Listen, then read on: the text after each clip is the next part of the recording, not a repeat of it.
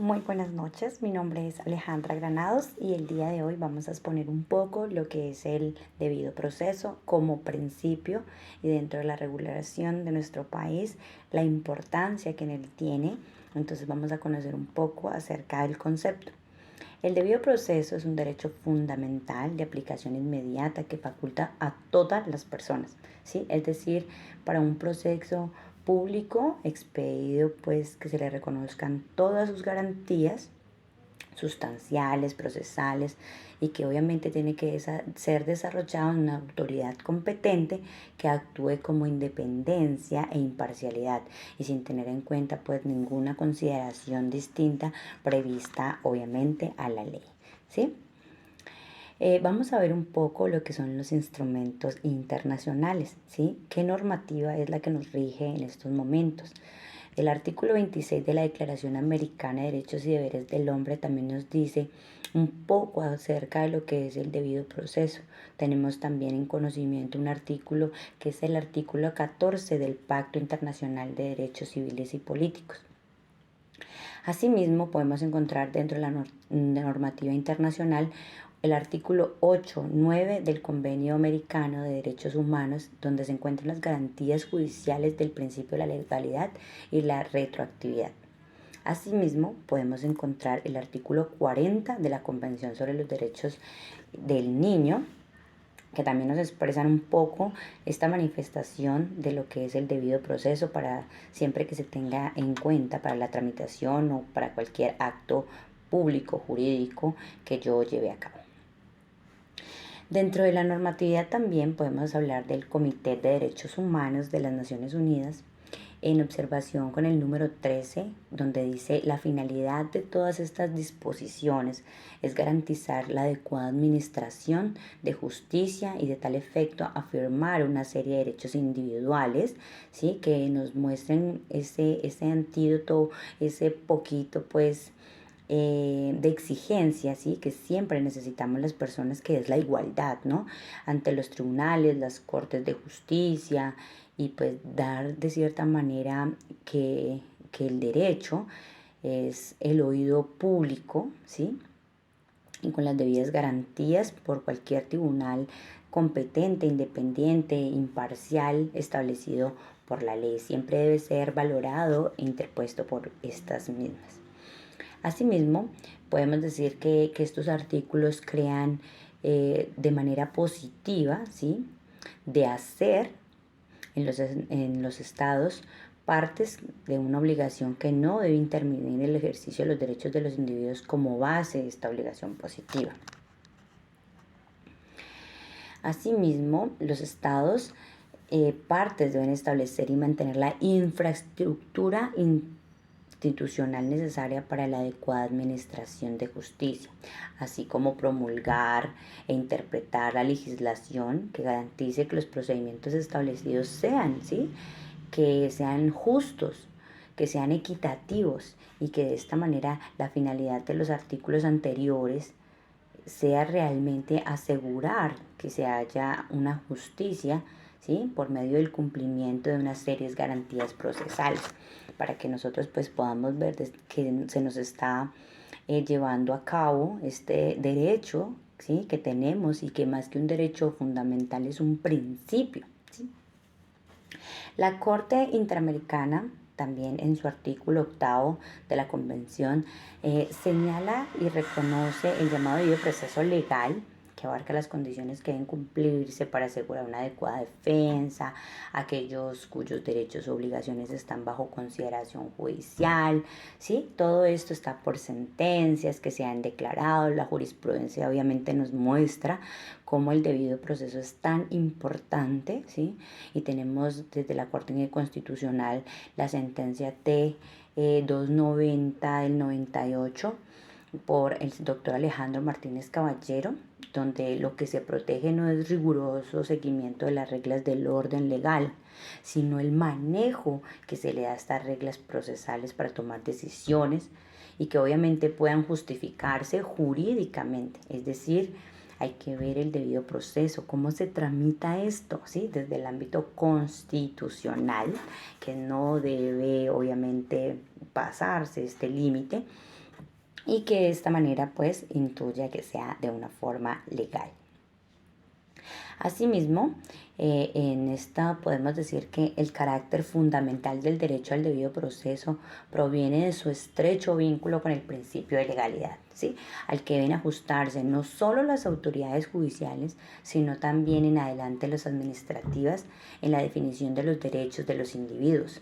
¿Sí? No se debe vulnerar este derecho. O sea, algo que como estudiantes tenemos que conocer y reconocer es ese debido proceso, ¿sí? Como derecho, ¿sí? Y decimos que este comprende no solo la observancia de los pasos que la ley impone a los procesos judiciales y a los procesos administrativos, sino también al respecto con las formalidades que se tengan en cuenta para realizarlos, ¿sí? Porque cada una es propia, ¿sí? Cada una tiene una manera de diseñarse y se encuentran conectadas obviamente con todos los principios, ¿sí? Y todo el tipo de interés que se busca en cualquier tipo de litigio. Y asimismo también tiene que tener unas calidades, ¿sí? Para poder brindarla un tiempo determinado, para que de esta manera también los jueces y los funcionarios la puedan resolver de manera clara, específica y en un orden no superior pues a lo que está establecido. Tenemos también que en nuestra Constitución Política de Colombia, el artículo 29 de ella nos habla del debido proceso y dice que este se aplicará a toda clase de actuaciones judiciales y administrativas. O sea, no puede hacer un proceso judicial ni cualquier acto administrativo si de ella no depende el debido proceso. No puedo saltarme ese debido proceso. Nadie podrá ser juzgado sino conforme a las leyes preexistentes, al acto que se le imputa, ante el juez o el tribunal competente y con observancia de la plenitud de las formas propias de cada juicio. O sea, como digo, no me puedo pasar ni saltar este paso porque es el principal. Si cualquier documento que yo tenga y he pasado el debido proceso, vuelve a empezar. ¿Listo? Así también decimos que en materia penal la ley permisiva o favorable, aun cuando sea posterior, se aplicará preferencia a la restrictiva o desfavorable, ¿sí? Todo esto está conforme a lo que dice la Constitución Política de Colombia. Toda persona se va a presumir inocente mientras no se le haya declarado judicialmente culpable. Quien sea sindicado tiene derecho a la defensa, asimismo a una asistencia a un abogado escogido por él de oficio durante la investigación y el juzgamiento, a un debido proceso público sin dilataciones injustificadas, se deben presentar pruebas, tiene toda la potestad de controvertir, ¿sí? Aquello que se le está diciendo, aquello que se le está impugnando, ¿sí? Para poder hacer previa revisión de esta sentencia condenatoria y pues obviamente a no ser juzgado 2 veces por el mismo hecho.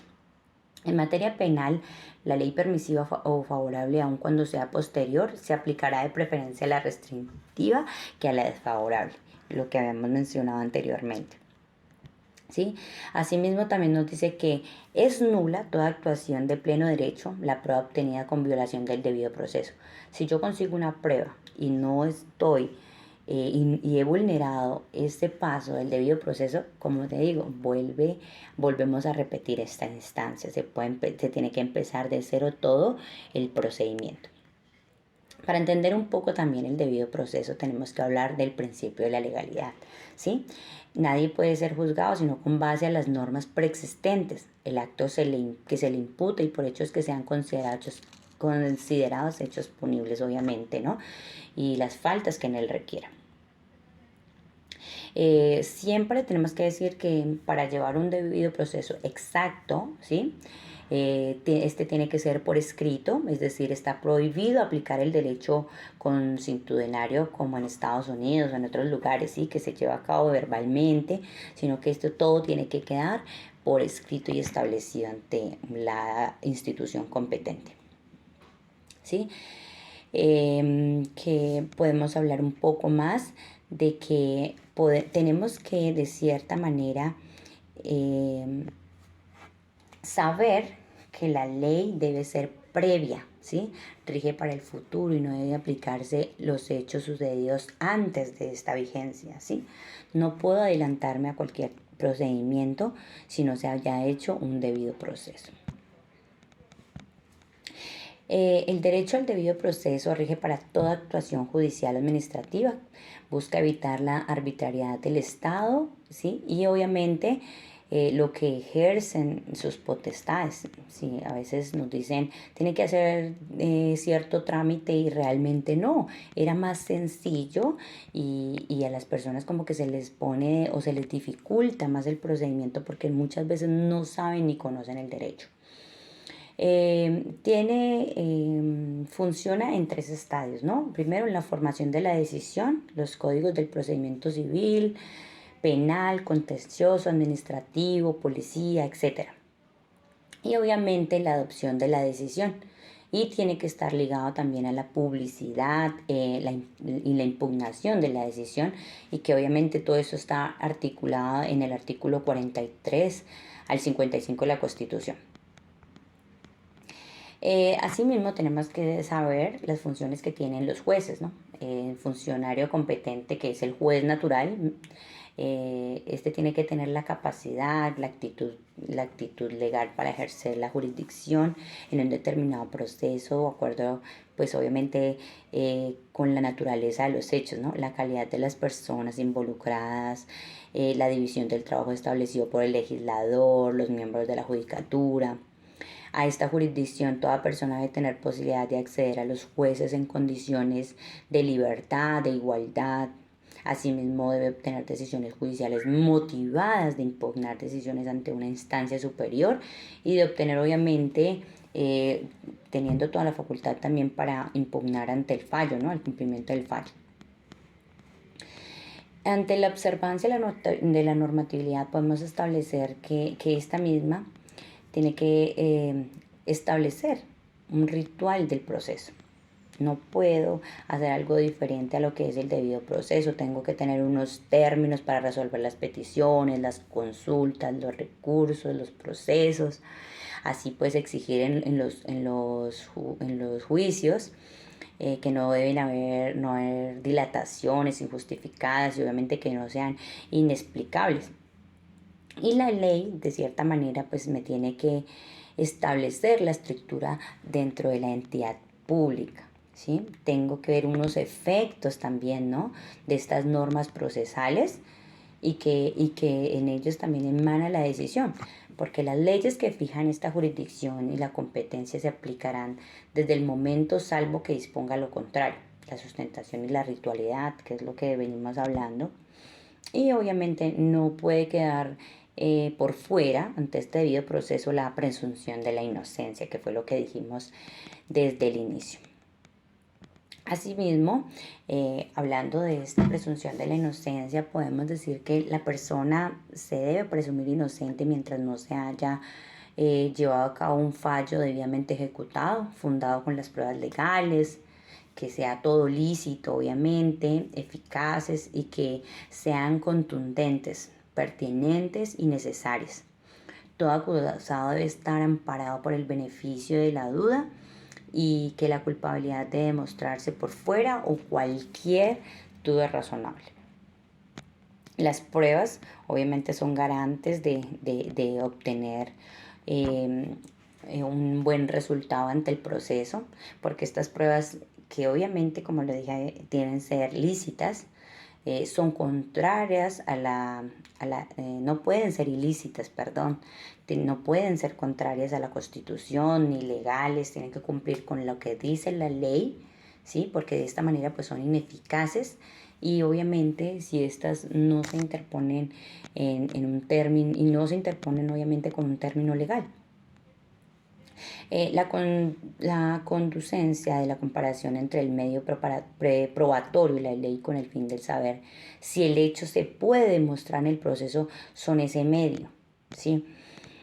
De esta manera también la pertinencia es la adecuación entre los hechos que se pretenden llevar al proceso y los hechos obviamente son tema del proceso. La necesidad es que el servicio que puede prestar este medio obviamente tiene que ser probatorio. No puedo llevar pruebas que no puedan juzgar ni puedan probar. ¿Sí? Toda duda razonable de resolverse a favor del investigado, que sea imposible eliminarla. La duda es sobre la autoría, conducta y la culpabilidad. Dentro de lo que es la ejecutoriedad, implica la imposibilidad de ser juzgado, obviamente, como lo dijimos anterior, 2 veces por el mismo hecho, o sea, por el mismo delito no me pueden juzgar a mí como persona, porque ahí inmediatamente también estoy faltando a lo que es ese debido proceso. ¿Sí? Como hemos hablado antes, tiene que haber un límite, un objetivo, ¿sí? Un límite subjetivo y una identidad de la causa. Todo esto lo tengo que reconocer dentro de lo que es el debido proceso, ¿sí? Y dentro, en materia procesal, darme cuenta que pues obviamente va a ser un instrumento que me va a garantizar a mí y a la persona que sea juzgada una seguridad jurídica. Seguridad jurídica que obviamente debe estar sometida a varias investigaciones, distintas jurisdicciones, ¿sí? Si es responsabilidad penal, pues en lo penal, si es fiscal, si es patrimonial, si es de pérdida de investidura, etc. Así, pues podemos denotar que no haya un perjuicio de la revocatoria directa que nos vaya a dañar el proceso. ¿Sí?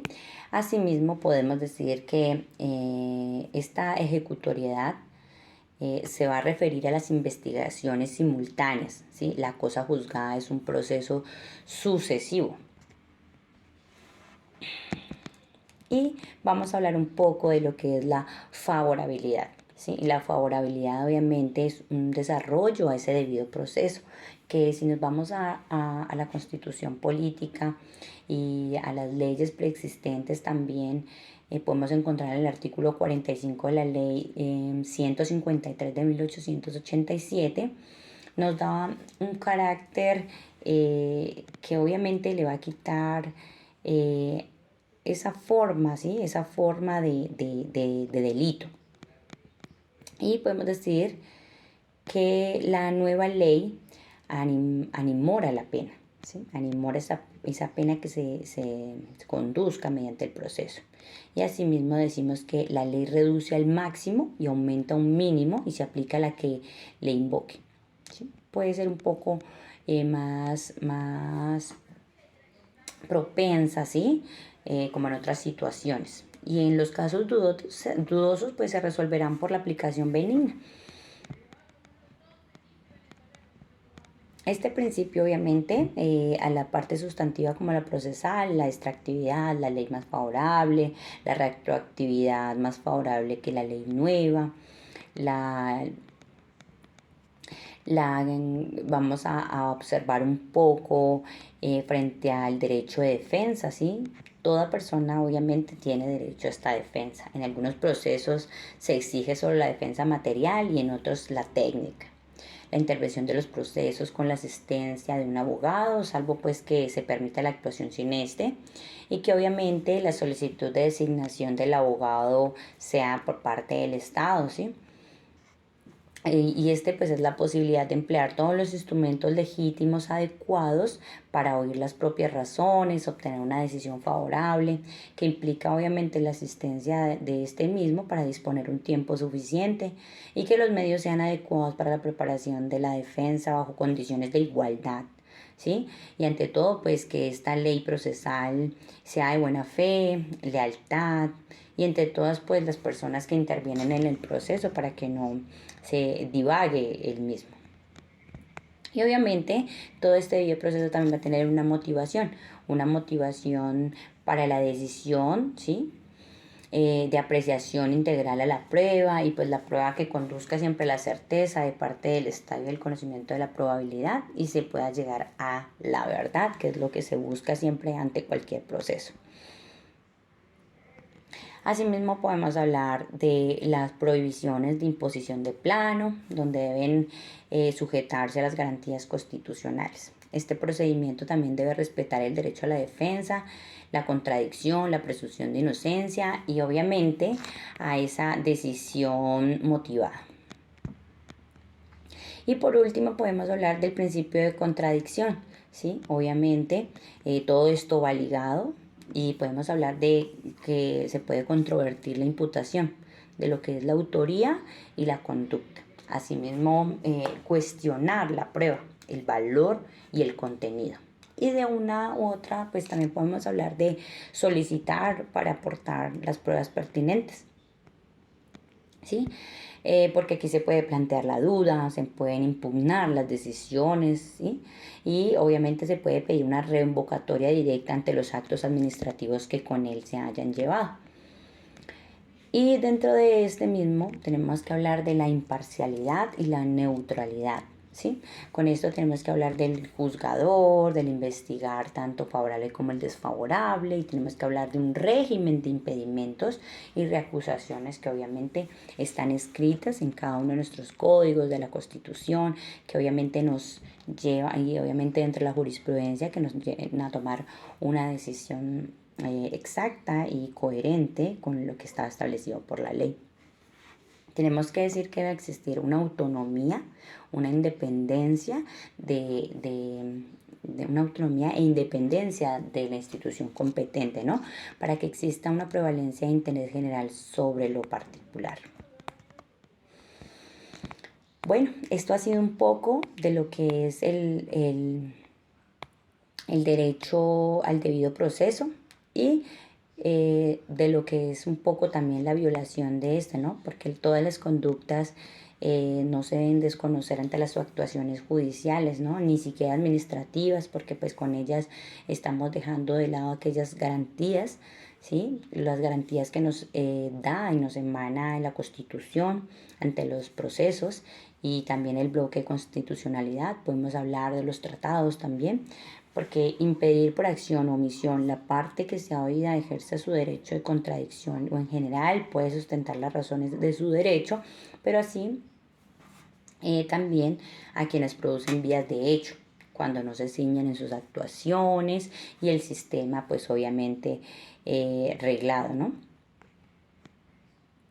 Y podemos decir las conductas de la incompetencia del juez y el tribunal, la observancia de todos estos procedimientos consagrados de cada caso, las dilaciones injustificadas y los términos consagrados para la dilatación, y asimismo la falta de oportunidad para aportar las pruebas, la falta de contradicción de las pruebas no imputable a la parte interesada, como la negación de cualquier recurso previsto legalmente, porque obviamente sanciona a los funcionarios de la administración pública que también no acaten cualquiera de estas situaciones que el particular o la persona que venga ante esta institución pues quiera o tenga alguna una insatisfacción por algún procedimiento o por algo, ¿no? Que obviamente no esté a favor.